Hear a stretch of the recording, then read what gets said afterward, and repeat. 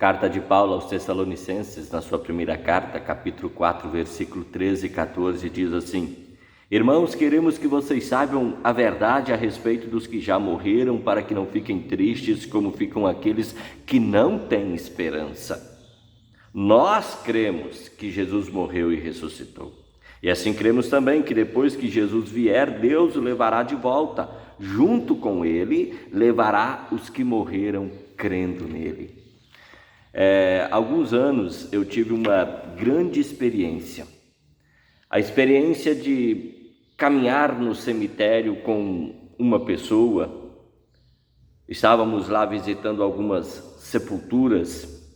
E diante da sepultura do ente querido daquela pessoa, ela fez a seguinte exclamação: só em pensar que um dia essas pessoas aqui irão se levantar, nossa, isso me dá uma alegria tão intensa.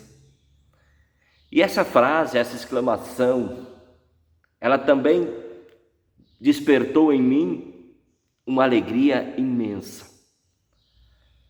Querido amigo, querida amiga, quanta alegria a mensagem da ressurreição ela tem oferecido para você. Ou seja, a mensagem da ressurreição, ela faz sentido na sua vida? Muitas pessoas, infelizmente, estão contaminadas pela falsa certeza. O que é uma falsa certeza? A falsa certeza de concluírem que a única certeza que elas têm dessa vida é a morte. Isso é uma falsa certeza. Esta frase, a única certeza que eu tenho é a morte, ela não está de acordo com a mensagem bíblica. Afinal, pela Escritura Sagrada, nós aprendemos que a certeza que nós temos é sobre a obra de Cristo Jesus na cruz. A certeza que nós temos, de acordo com a mensagem bíblica, é a ressurreição de Jesus dos mortos e também a volta de Jesus Cristo para julgar os vivos, olha só, os vivos e também os mortos. Os cristãos em Tessalônica, eles estavam com muitas dúvidas a respeito daqueles que já haviam morrido. Eles perderam as bênçãos decorrentes do retorno de Cristo. Sim, eles ignoravam a volta de Jesus Cristo. Eles viviam uma falsa esperança, assim como muitas pessoas hoje ainda vivem, uma falsa esperança de que o cemitério é a última morada, e não é a última morada. O cemitério não é a última morada. Recordo-me que certa vez eu disse para uma pessoa: olha, não se preocupe, essa é a penúltima morada, tem outra morada depois dessa. Eu espero que a última morada daqueles que já morreram seja justamente a morada celestial. As bênçãos do retorno de Jesus Cristo será para os vivos e para os mortos, que estiverem vivos crendo em Cristo Jesus e que tiveram morrido na fé na obra de Cristo Jesus na cruz. Querido amigo, querida amiga, observe um detalhe. Ou lembre-se, recorde-se, anote aí um detalhe muito interessante. A cada 23 versículos do Novo Testamento, a cada 23 versículos no Novo Testamento, é afirmado a respeito da ressurreição e do retorno de Jesus Cristo. A mensagem da ressurreição era a marca registrada da igreja primitiva, é a mensagem que distingue o cristianismo das outras religiões. Por isso o apóstolo Paulo exortou aos cristãos de Tessalônica: consolai-vos uns aos outros com estas palavras. Palavras da obra de Jesus, palavras da ressurreição. Momentos de morte, e no dia de finados as pessoas pensam muito na morte, momentos de morte não são fáceis para lidar. O momento da morte também é um tempo muito fértil para especulação e para dúvidas. O momento da morte é um território minado e muitos acabam sendo explodidos por mensagens de autoajuda e ignorando a ajuda do alto. As cidades de Corinto, bem como a cidade de Tessalônica, eram cidades que enfrentavam dúvidas sobre a ressurreição dos mortos.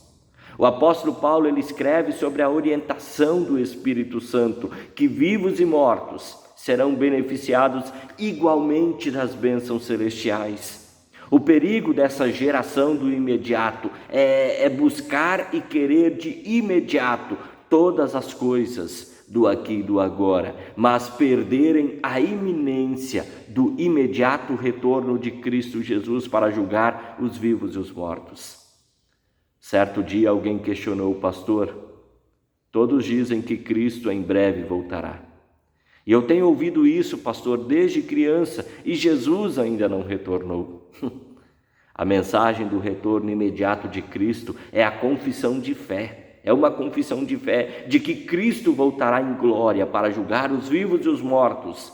Não é determinação de tempo, mesmo que Deus já esteja por pronunciar a sua palavra de ordem para que Cristo venha para julgar os vivos e os mortos. A mensagem da ressurreição é a mensagem missionária para a igreja cristã dos nossos dias. O apóstolo escreveu aos Tessalonicenses: queremos que vocês saibam a verdade a respeito dos que já morreram. E eles completa: e animem uns aos outros com essas palavras. O apóstolo Paulo ele compreende os perigos que aqueles cristãos corriam numa época de muitas dúvidas sobre os mortos e sobre a ressurreição. E alerta para a necessidade de que os mesmos saibam a verdade, que não era a verdade de Paulo, mas é a verdade de Deus. Deus é Deus dos vivos. A mensagem da ressurreição é a mensagem missionária para a igreja cristã dos nossos dias. Por isso é preciso sempre ouvir a palavra de Deus, animar os outros com essas palavras esperançosas, que é a palavra da ressurreição. Eu sei, vivemos dias em que estamos cercados de mensagens espíritas, hinduístas, mensagens pagãs, e elas estão expostas aí pelas lápides de muitos entes queridos no cemitério. Se não bastasse isso, ainda ouvimos pessoas comentando que oram pelos seus entes queridos, pedindo que esses entes queridos cuidem deles.